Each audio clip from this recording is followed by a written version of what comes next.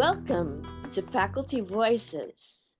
Ignacio Bunster-Ossa, a design critic in landscape architecture at the Harvard Graduate School of Design, co-teaches a course on the Panama Canal with fellow faculty member Anita Berrizbeitia. It's obvious that this extremely timely course was actually developed before the declarations of President Donald Trump about taking back the canal. Could you talk about how the idea started? Sure. Let's see. I think I'm the culprit because I've been involved with Panama for some time from a working point of view. I'm a practicing landscape architect, an urban designer, and in the late 1990s, in preparation for the implementation of the Carter-Torrijos Agreement to turn the canal back to Panama, the Inter-American Development Bank, along with Panamanian and international consultants, decided, all right, so what do we do with all this land? How do we integrate it to the country as one, not as a divided chunk of land spanning from one coast to the other? And my firm at the time was part of the team that was doing that plan. So I was working in Panama, understanding the whole of the situation, the facilities. It was just a fascinating study. You can still find it on the web somewhere. Of course, like all plans, things happen after you do them, and not everything was done exactly according to what was determined. Best union of the canal and the rest of the city of Panama and the city of Colon on the Atlantic side. And then more recently, I was invited to give some talks at the University of Panama related to biodiversity and public health, which is a subject that interests me. And so I rekindled my relationship with the country. And then, as a result of that, I wrote an email to Gary Hildebrand, who chairs the landscape department at the GSD. And I said, oh, Gary, I've known him for some years. Wouldn't it be great to do a studio in Panama? Because it's just a fascinating subject. And I already had seen what had happened in nearly 20 years of post-planning development. And I thought, maybe there's room here for some improvement. And so this was back 2 years ago. Mm-hmm. And Gary was very interested in the subject. And he said, why don't you plan something? And would you be willing to work with Anita? Of course, I've known Anita for some years, and that would be great. And so this studio was supposed to have happened last year. But in the meantime, there was a necessity to complete work that Anita was doing in Thailand, in Bangkok. And so I was asked to pitch in on that before doing the Panama studio. So in fact, it was planned 2 years ago without the slightest possible indication, first, that Trump would be reelected, and secondly, that this kind of bombast of taking back the canal would be in the forefront of the news. So we're, wow, I guess timing is everything, but it was not planned with anything like this in mind. That's really interesting. You're originally from Chile. You just get interested in Panama, as you've explained, from the professional consulting point of view, or had you had a previous relationship with Panama? No, it was strictly professional consulting. Aha. And obviously, Latin America, you take note of events elsewhere, and it was always interesting to see what was going on in Panama with the canal and everything else. But yeah, no, it was strictly professional. How did you land up from Chile to the United States? What was your journey? I left Chile after high school, completing high school, Ah, and I came to study architecture first, and then ended up like everything else. The machine grabs hold of you, and you get married and have kids, get a house, have a dog, and then you study landscape architecture, and before you know it, you've been here for most of your life. aha. Look, going back to the canal, I understand that globally the canal actually shortened the route between the Atlantic and the Pacific Ocean from 21 days to less Yes. than 24 hours in driving international commerce, and that the canal has sustained and continues to sustain the nation's economy. So, what are the implications of Trump's threats to this Latin American country, particularly from a economic point of view, but if you want to bring in anything else like biodiversity, feel free to. This is part of the reason we want to do the study, because pushing aside anything to do with Trump's initiative here, the combination of economy, historical social issues about specifically all of the cultures that were there that were displaced because of the construction of the canal, and you can still feel echoes of that. And certainly the aspects of ecology, biodiversity, and not the least climate change are huge in Panama. You may be aware that there was a drought for a few years, and drought means that less rain comes down onto the lake that basically powers the canal. And so if the lake draws down, then you have fewer gallonage of water to drive the locks, which means fewer transit of ships, which is like saying, all right, if your income is 10, all of a sudden your income is 5. And that has huge implications for the economy of the country. One of the things that I think we're going to ask the students to really carefully study is what the relationship is between the grand picture of ecology and how it lands on the economy of the country and the social impact of not just the workers that make the canal happen, but the whole economy and social system of the country becomes at risk. So who knows what would happen if the US would take over? What form? I personally don't think that militarily anything will happen, because it would have geopolitical implications, which it's not just Panama, okay? And so there might be some coercive pressures to exact better fares for American ships or something like that. Who knows what that would be? But it certainly would be a very difficult negotiation, because not just from an economic, okay, who pays for what, how much this will cost, but the identity of a country is at stake. Yeah, Panama would not exist as a country if the canal wasn't there, because Panama used to be a province of Colombia before the canal was built. And when the Teddy Roosevelt and his gunboat diplomacy came in, the deal was okay. They pressured Colombia to let go of the province so that America could have control of it in the form also with the new country. So it had all the leverage to do this. But over the years, it's been 100 years, Panama identifies itself with this resource, especially now that after 20 years of taking ownership, they run it magnificently.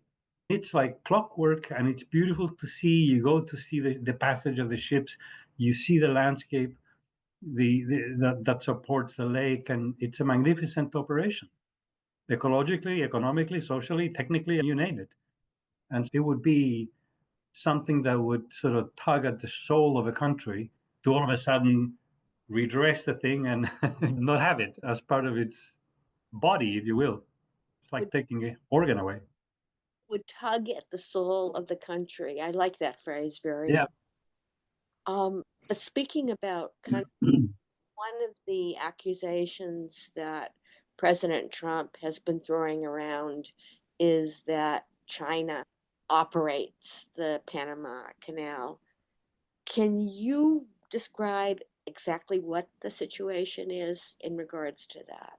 I'm not honestly an expert in that sense to know what China is doing everywhere around the world, but they do not operate or own any aspect of the canal. What they do have is some contracts with the country to run ports, port operations, management, uh, and of course, the canal is part of a maritime economy. It's not just one thing. There are ports at either end, and there's massive amounts of transfer of goods and assemblies and all kinds of other things that go different places. And they would be to say that you hand over the operation of the Port of Baltimore to some other entity. That's not U.S. entity. That's what it is. But there's no connection between a port and the canal in terms of running the operations. Thank you for clarifying that. In your course description, wonderful course description, by the way, you say that you're offering an alternative to the standard story about the Panama Canal as an extraordinary feat of engineering and economic growth. You talk about human displacement and suffering, about unmitigated colonialism and radical environmental. I don't know if I would say that because historically what happened was that before there was a canal, there was transit between the Atlantic and the Pacific over land. There were small embarkations that would find the rivers to get to land, and then there were mule traffic to transfer goods from one side to the other. And then there was a railroad before there was a canal that would facilitate the movement of goods from one side to the other. And all of that created little nodes of social and economic activity. There were a bunch of villages and towns between the Atlantic and the Pacific along the isthmus. And these people had advanced systems of governance. Some came from, obviously, Colombia has a black population, if you will. And so there was a mixture of races. There were some towns that were even bigger at the time than, I'm talking about mid 19th century, bigger than the city of Panama was at the time. They were thriving. And of course, to build the canal, you had to flood a very large portion of the isthmus to create this passage. And those towns went away. And so the untold history is what happened to the social displacement to those towns that had an identity of their own and economies of their own and were thriving. And we think of the canal as this immense, incredible technological feat, but the social aspects of that usually is not thought about or written about much. And so that's what we mean by this other aspect of it. You're not going to change that because Trump may or may not come in. That deed was done. It needs to be recorded and explored in the context of today's social issues, which is part of what I think we were hoping the students to address. Could you explain that a little bit about how you are actually, with these students, going to make the relationship between these history and today's social problems? Absolutely. First of all, pedagogically, we with Anita, we don't give the students, okay, here's a site, research the site, and then build something or design something on a site.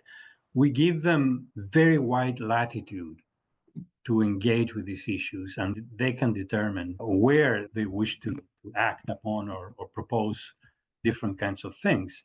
So we will take the students to Panama for 5 days of touring around, and we have it all organized with local Panamanians and professors that can give them little talks and show them around and all that. And they will be exposed to, first of all, there's very beautiful museums that explain the entire history of the place, and then we'll take them to places where they can see remnants of the small towns, or they can see exactly what has happened to all of the facilities that the United States had, whether it is residential compounds for military personnel or actual defense mechanism forts and bases. And they will see what the Panamanians have done with them since they took over. Some are very interesting facilities. One fort is called the City of Knowledge that combines nonprofit organizations, some United Nations offices, some residences, places for learning, conference rooms, and the like. And it's fascinating to see this kind of adaptation of something that was not theirs to something that is theirs. I would argue that they've done some things that I would have rather see something different happen because some of this heritage is being lost in along the way. So there's a tension between, from a landscape and architectural heritage point of view, what do you preserve and how do you value something that maybe was an imposition on the country? There's a heritage there, but it wasn't part of your initial sense of the land, and now it is because you've taken it back, but it has this imprint of something that is debatable as to how did that happen and what does it cost. So that's a kind of fascinating problem that we're going to put in front of the students for them to chew on and then get back and determine, okay, I think this is the place where something different could happen. Could you give some examples of how that might work, of what sort of projects you foresee happening? In Panama, on the Panama side, meaning the Pacific side, there's one, there are like 5 different compounds, very discrete in their outline because of all the facilities that the Americans built back then. But they're not connected in any rational kind of way.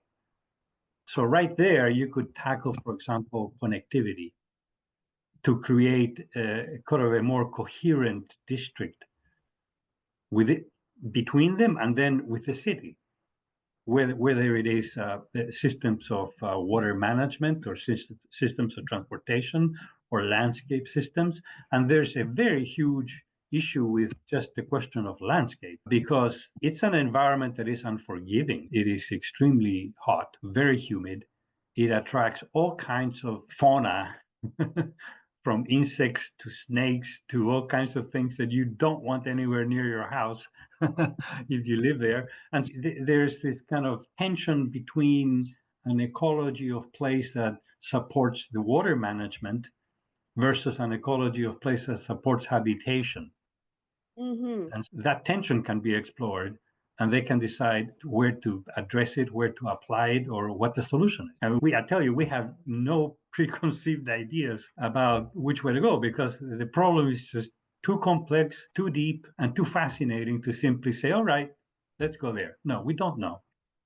How interesting. Now, who are your students? We have 12 of them.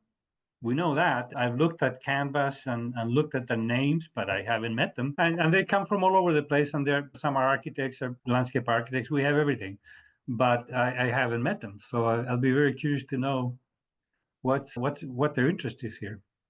If you have a goal that you can say that you have for this class, what would it be?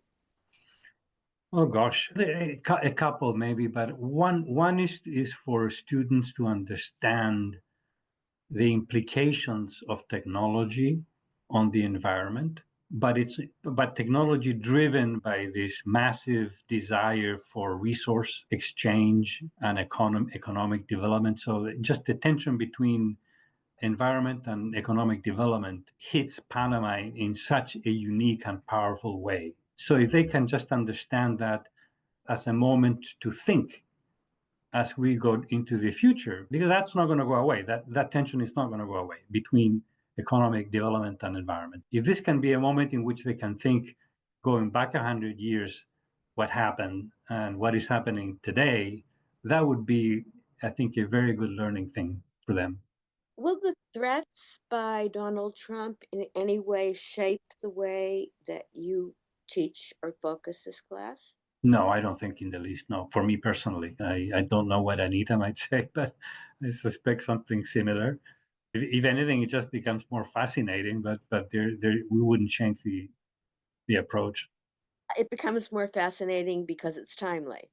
You're right, exactly. It's now in the limelight, but the physical construct of the place it will not change and cannot change because it destroys the country. And it just adds another sort of dimension to the problem. So in a way, yeah, thank you, Mr. Trump, for making it more interesting. Okay. Do you have anything else that you would like to add? I'm just so happy that it finally came to be as a studio.